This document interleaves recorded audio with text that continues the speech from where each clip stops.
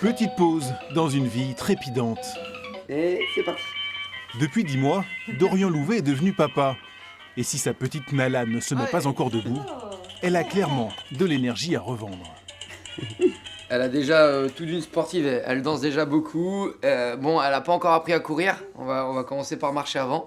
Mais il y a bagarre à la maison entre savoir si elle fera de la course à pied ou de la danse. Marion, Allez, sa compagne, avance. espérait bien que cette arrivée inciterait son homme à se poser un peu plus. C'est raté. Sur athlète. Moi, je trouve qu'on le voit moins souvent. Lui, il vous dira qu'il est là autant qu'avant. Oui, après, voilà, on s'en accommode. On sait que ça va être éphémère. On ne sait pas du tout combien de temps ça va durer, donc qu'il profite. Après, oui, c'est beaucoup d'organisation du coup. Car début janvier, Dorian Louvet s'est offert un de ses rêves. Partir 2 semaines au Kenya.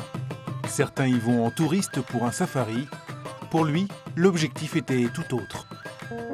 Ça fait déjà 3 jours du coup que je suis arrivé à Iten, donc acclimatation à 100%. On est à 2400 mètres d'altitude, donc c'est très difficile de respirer ici pour courir. Faut savoir qu'à Iten, la course à pied c'est culturel, c'est la mecque du demi-fond.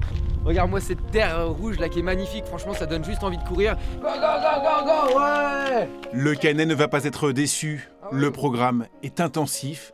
Les meilleurs mondiaux viennent ici pour s'entraîner. C'était assez impressionnant de voir autant de Kenyans qui étaient là pour courir. Dès les premières minutes, on a vu qu'ils n'étaient pas là pour attraper les mouches avec des gants de boxe.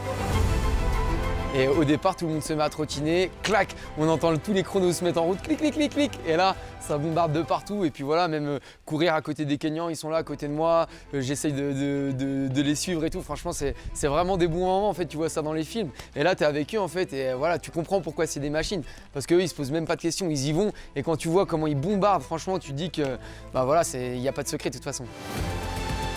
Au hasard des chemins, le Canet va croiser la route du recordman du monde du marathon, Eliud Kipchoge, le seul à être passé sous la barre mythique des 2 heures.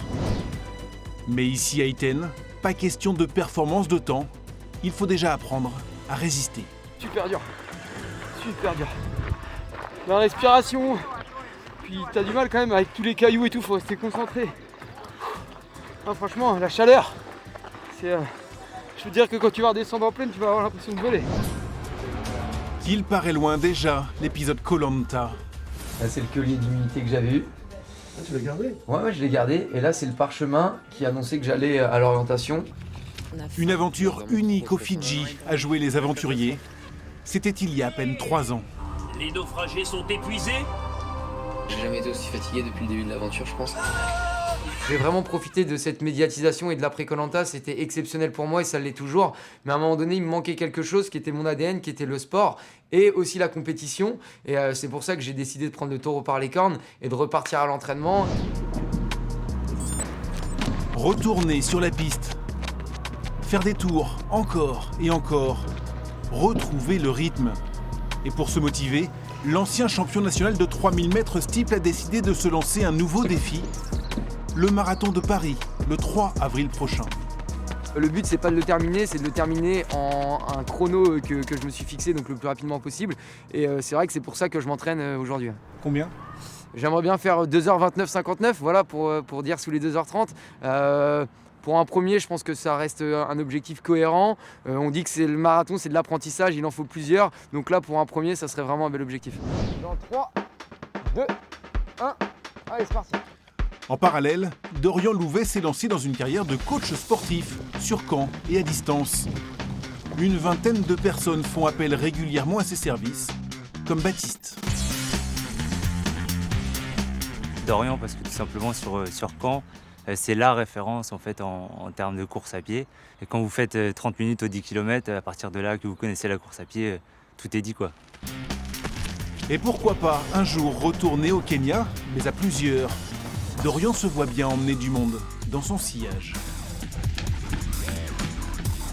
Bien sûr, c'est accessible vraiment à tout le monde. C'est comme si on partait en vacances, sauf que au lieu d'aller bronzer à Dubaï, on va courir à Iten sur les hauts plateaux kenyans. Donc c'est différent, mais c'est tout aussi exceptionnel à mon goût.